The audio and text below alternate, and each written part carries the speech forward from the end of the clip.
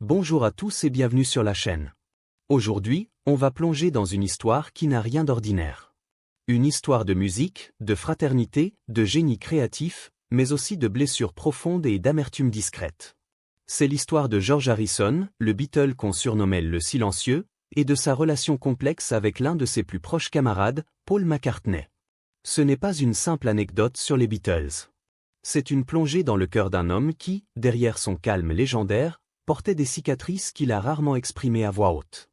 Alors, installez-vous confortablement, prenez une boisson, et embarquez avec moi dans ce voyage à travers l'histoire, la musique, et les émotions d'un des plus grands artistes de tous les temps. Tout commence à Liverpool, dans les années 1950, à une époque où le rock'n'roll était encore une révolution naissante. Imaginez une ville industrielle, grise, où les jeunes rêvent d'évasion à travers des disques importés d'Amérique et des guitares bon marché. C'est dans ce décor que George Harrison, né le 25 février 1943, grandit dans une famille modeste. Dernier de 4 enfants, il est entouré par l'amour de ses parents, Harold, receveur d'autobus, et Louise, une mère passionnée par la musique. Louise chantait souvent à la maison, et pendant sa grossesse, elle écoutait Radio India, bercée par les sons envoûtants des sitars et des tablas. Elle croyait que ces mélodies apaiseraient son futur enfant. Et peut-être avait-elle raison, car dès son plus jeune âge, George semblait destiné à la musique. À l'école, à la Liverpool Institute High School for Boys, George n'était pas le garçon le plus extraverti. Pendant que les autres s'amusaient ou suivaient les cours, lui dessinaient des guitares dans les marges de ses cahiers. Il était obsédé. À 13 ans, en 1956, il entendit Heartbreak Hotel d'Elvis Presley. Ce fut une révélation. Cette voix, ce rythme, cette énergie brute, c'était comme si le monde s'ouvrait devant lui. George savait qu'il voulait devenir musicien. Pas juste jouer de la guitare, mais créer, vivre à travers la musique. Avec son frère et quelques amis, il forma un petit groupe de skiffle, ce style populaire qui mélangeait jazz, blues et folk. Mais le véritable tournant de sa vie arriva dans un endroit inattendu, un bus scolaire. C'est là, dans ce bus brinque-ballant, que George rencontra Paul McCartney. Paul était un peu plus âgé, charismatique, débordant d'énergie. Il avait déjà une amitié solide avec un autre garçon, John Lennon, un rebelle avec une guitare et des rêves encore plus grands. George et Paul se lièrent rapidement grâce à leur passion commune pour le rock'n'roll. Ils passaient des heures à échanger des disques, à s'apprendre des accords, à rêver de gloire. Pour George, qui était discret et un peu timide, Paul était comme un grand frère. Sa confiance, son aisance, tout en lui était magnétique. Et Paul voyait quelque chose en George, un talent brut, une sensibilité unique. En 1958, Paul décida de présenter George à John Lennon, qui dirigeait un groupe appelé The Quarrymen. John, à 17 ans, trouvait George trop jeune, il n'avait que 15 ans, presque un bébé à ses yeux. Mais Paul insista. Lors d'une audition improvisée dans un bus, George joua la partie principale de Raunchy, un instrumental rock, avec une précision qui laissa John sans voix. C'était suffisant. George était accepté. Il faisait désormais partie de leur monde, un monde qui allait bientôt devenir celui des Beatles. Mais dès le départ, George entra dans une dynamique déjà bien établie. John et Paul formaient un duo inséparable, une force créative avec un charisme naturel et une complicité presque télépathique. Ils écrivaient des chansons ensemble, partageaient des idées, et dominaient l'énergie du groupe. George, plus jeune, plus discret, suivait leur exemple. Il était comme le petit frère, heureux d'être là, avide d'apprendre, prêt à contribuer avec ses riffs de guitare. Pendant un temps, cela lui suffisait. Il admirait John pour son esprit mordant et Paul pour son énergie débordante. Mais les graines de la frustration étaient déjà plantées, même s'ils ne le réalisaient pas encore. En 1962, les Beatles signèrent avec leur manager Brian Epstein, et tout changea. Leur musique s'affina, leur image devint plus soignée, et George s'imposa comme le guitariste soliste du groupe. Ses lignes de guitare, précises et mélodiques, donnaient une couleur unique aux chansons de John et Paul. Mais en tant que compositeur, il restait dans l'ombre.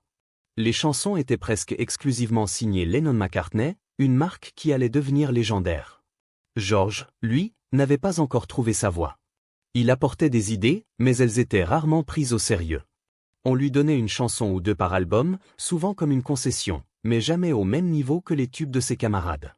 Quand la Beatlemania explosa en 1963 et 1964, le monde entier tomba amoureux des Beatles.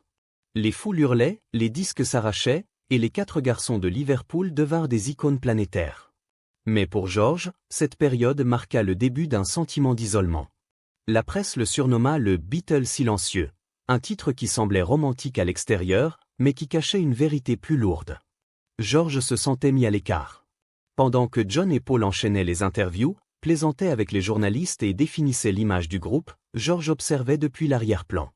Il avait ses propres idées, sa propre sensibilité, un intérêt croissant pour la spiritualité et la musique indienne. Mais en studio, sa voix était souvent étouffée. Ses chansons étaient reléguées au second plan, ses solos de guitare corrigés ou réenregistrés par Paul. Pourtant, à ce stade, il n'y avait pas encore de véritable ressentiment. George admirait toujours ses camarades. Il voulait faire partie de leur cercle et à bien des égards, il en faisait partie. Mais chaque fois qu'une de ses compositions était ignorée, chaque fois que Paul reprenait une de ses lignes de guitare, une petite fissure se formait dans son cœur. Au milieu des années 1960, les Beatles n'étaient plus les jeunes rockers de Liverpool. Ils étaient devenus le plus grand groupe du monde, repoussant les limites de la musique populaire avec des albums comme Rubber Soul et Revolver. C'est à ce moment-là que George commença à s'affirmer comme compositeur. Des chansons comme If I Needed Someone et Taxman montrèrent qu'il avait une voix distinctive, un mélange de mélancolie, d'ironie et de profondeur. Taxman, en particulier, était audacieuse, une critique acerbe du système fiscal britannique, bien loin des chansons d'amour habituelles des Beatles. John l'aida à peaufiner quelques paroles, mais à contre-cœur, comme s'il ne voulait pas trop s'impliquer. Paul, lui, avait une approche différente. Il prenait souvent les commandes en studio, dictant les arrangements, modifiant les parties de guitare de George, parfois même jouant lui-même les solos. Pour George, ces interventions n'étaient pas juste des désaccords créatifs. Elles étaient personnelles. Chaque correction, chaque suggestion non sollicitée le faisait se sentir comme un musicien de seconde zone dans son propre groupe. Le point de bascule arriva en 1967 avec Sgt. Pepper's Lonely Hearts Club Band. Cet album, considéré comme un chef-d'œuvre, était largement le projet de Paul. Son concept, sa vision, son perfectionnisme dominaient chaque note. George, lui, explorait de nouveaux horizons. Fasciné par la musique indienne, il avait appris le sitar auprès du maître Ravi Shankar et s'immergeait dans la spiritualité orientale.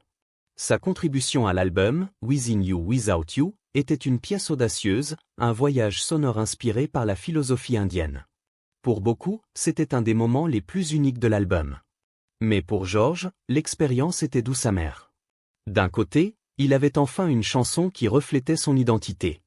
De l'autre, il réalisait à quel point il y avait peu de place pour lui dans un groupe dominé par le tandem Lennon-McCartney.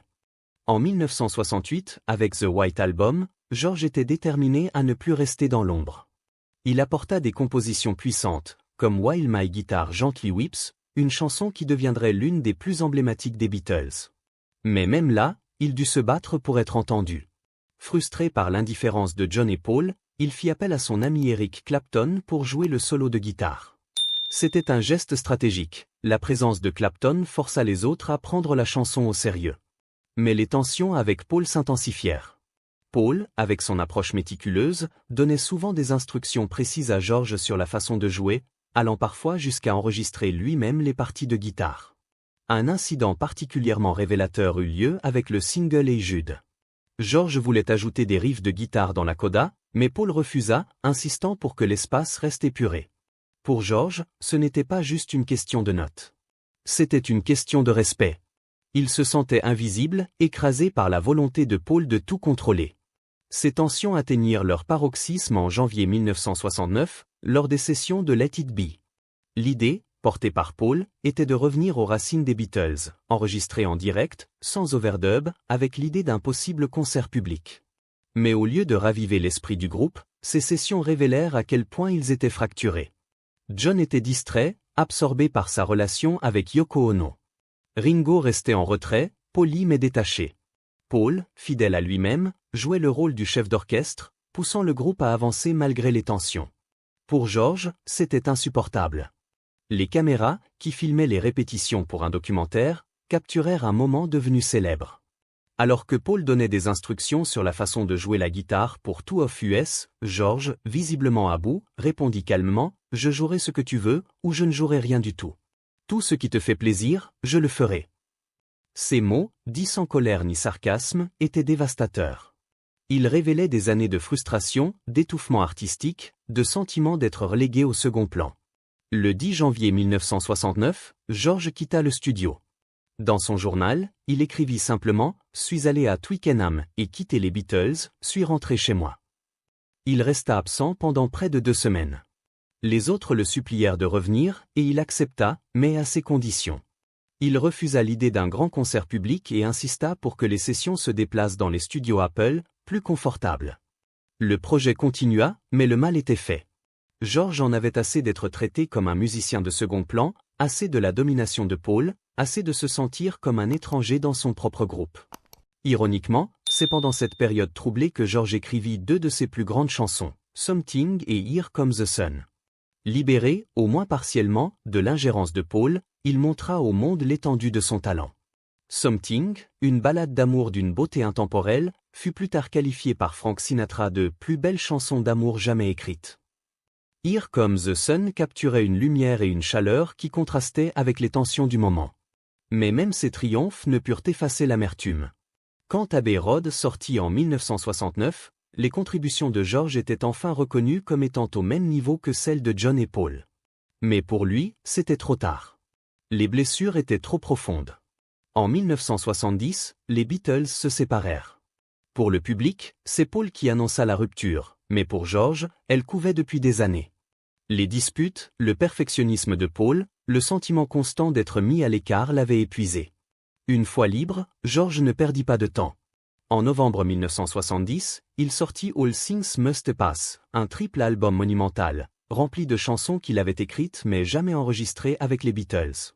Des titres comme My Sweet Lord, What Is Life et Isn't It a Pity montrèrent au monde que le Beatle silencieux avait toujours eu un univers à partager. Mais parmi ces chansons, une se démarquait par son ton acerbe, wah-wah. Ce n'était pas seulement une ode à la guitare. C'était une métaphore de la frustration, de l'étouffement qu'il avait ressenti dans les Beatles, et en particulier face à Paul. Les paroles, mordantes, exprimaient tout ce qu'il avait gardé en lui. George avoua plus tard que la chanson avait été écrite le jour où il avait quitté le groupe en 1969, un cri libérateur après des années de silence. L'amertume ne s'arrêta pas là. En 1973, Sume, You Blues aborda les batailles judiciaires qui suivirent la séparation des Beatles. Paul avait intenté une action en justice pour dissoudre leur partenariat commercial, une décision que George et les autres perçurent comme une trahison. La chanson, avec son ton ironique, était un commentaire sur ces disputes, mais aussi une flèche dirigée contre Paul. Pour George, ce n'était pas juste une question de contrat. C'était la fin définitive d'une amitié déjà fragile. Même Pattie Boyd, l'ex-femme de George, témoigna de la profondeur de ces tensions. Elle raconta comment George rentrait des sessions d'enregistrement, rempli de colère et de frustration, surtout après des affrontements avec Paul. Il se tolérait, disait-elle, mais je ne pense pas qu'il se soit jamais vraiment aimé. Ces mots révélaient une vérité douloureuse. La fraternité qui avait uni George et Paul dans leur jeunesse s'était transformée en un mur de ressentiment. Pourtant, au milieu de cette amertume, le génie de George brillait. All Things Must Pass fut un triomphe, acclamé par la critique et adoré par les fans. Il prouva qu'il n'était pas juste le 3e Beatle, mais une force créative à part entière. Mais ce succès avait un goût doux amer. Chaque note, chaque parole semblait porter l'écho des blessures du passé. Dans les années 1970, George s'épanouit en solo. Son concert for Bangladesh en 1971 fut un événement historique, posant les bases des concerts caritatifs modernes. Mais même au sommet de son succès, ses sentiments envers Paul restaient compliqués. Lors d'une interview en 1974, il confia « Paul m'a ruiné comme guitariste ». Ce n'était pas une accusation malveillante, mais un constat. Les années passées à être corrigées, microgérées, avaient sapé sa confiance en lui. Il ajouta qu'il pourrait facilement reformer un groupe avec John, mais pas avec Paul. Il est trop écrasant, dit-il avec une honnêteté désarmante. Les années passèrent, et la tension entre George et Paul ne s'effaça jamais complètement. Il y eut des moments de politesse, comme lorsque George participa à un projet de Ringo ou lorsque Paul loua le travail de George. Mais la chaleur de leur jeunesse ne revint jamais. Dans les années 1980, George trouva une nouvelle forme de liberté créative avec les Traveling Wilburys, aux côtés de Bob Dylan, Roy Orbison, Tom Petty et Jeff Lynne. Là, il se sentait respecté, écouté, libre de créer sans être jugé. C'était le genre de camaraderie qu'il avait toujours cherché, mais qu'il n'avait jamais vraiment trouvé avec les Beatles. Dans les années 1990, le projet Anthology réunit les Beatles survivants pour travailler sur des démos de John Lennon, comme Free a Bird et Real Love. Pour le public, c'était une réunion émouvante. Mais en coulisses, les vieilles dynamiques ressurgirent. George levait les yeux au ciel quand Paul devenait trop directif. Paul, de son côté, admit qu'ils s'agaçaient encore mutuellement, mais qu'ils avaient tenu bon par respect pour leur histoire commune. À la fin de sa vie, George se retira de la vie publique. Il passait ses journées à jardiner dans son domaine de Friar Park, à jouer de la musique pour lui-même, à profiter de sa famille. Mais en 1997, un diagnostic de cancer de la gorge changea tout. Malgré une rémission temporaire, la maladie revint, plus agressive. Dans ces derniers mois, en 2001, George affronta sa mortalité avec la même dignité qu'il avait toujours portée. Lors d'un chat en ligne, un fan lui demanda si Paul l'énervait encore. George répondit avec une citation victorienne, « Ne scrute pas un ami à la loupe. Tu connais ses défauts, alors laisse passer ses faiblesses. » C'était une réponse typique de George, élégante, spirituelle, mais avec une pointe de vérité. Dans ces derniers jours, un moment de grâce survint. Paul rendit visite à George à New York, alors que celui-ci était très affaibli. Ils s'assirent, se tinrent la main, parlèrent de choses légères, rirent comme des frères. Paul décrivit cette rencontre comme un rêve, un retour à l'essence de leur lien. L'amertume semblait s'être dissipée, remplacée par une tendresse simple, celle de deux hommes qui avaient traversé l'inimaginable ensemble. Le 29 novembre 2001, George Harrison s'éteignit à 58 ans, entouré de sa femme Olivia et de son fils Danny. Ses derniers mots, « Aimez-vous les uns les autres » étaient un testament de paix, une invitation à transcender les blessures du passé. Dans les jours qui suivirent, les hommages affluèrent.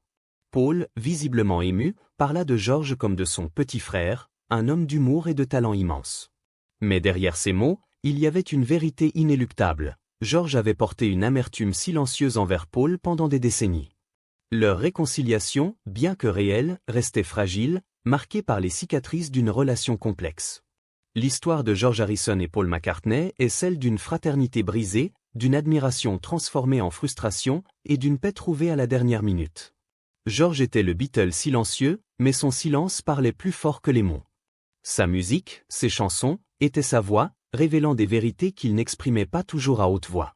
Pour Paul, le deuil de George fut profond. Chaque année, il rend hommage à son ami, jouant ses chansons, rappelant au monde le génie de cet homme qu'il avait autrefois éclipsé. Alors, qu'en pensez-vous? George a-t-il vraiment pardonné à Paul avant sa mort, ou les blessures étaient-elles trop profondes? Partagez vos réflexions dans les commentaires. Si cette histoire vous a touché, laissez un pouce bleu, abonnez-vous, et activez la cloche pour ne pas rater nos prochaines vidéos. Merci d'avoir regardé, et à très bientôt pour une nouvelle plongée dans l'histoire de la musique.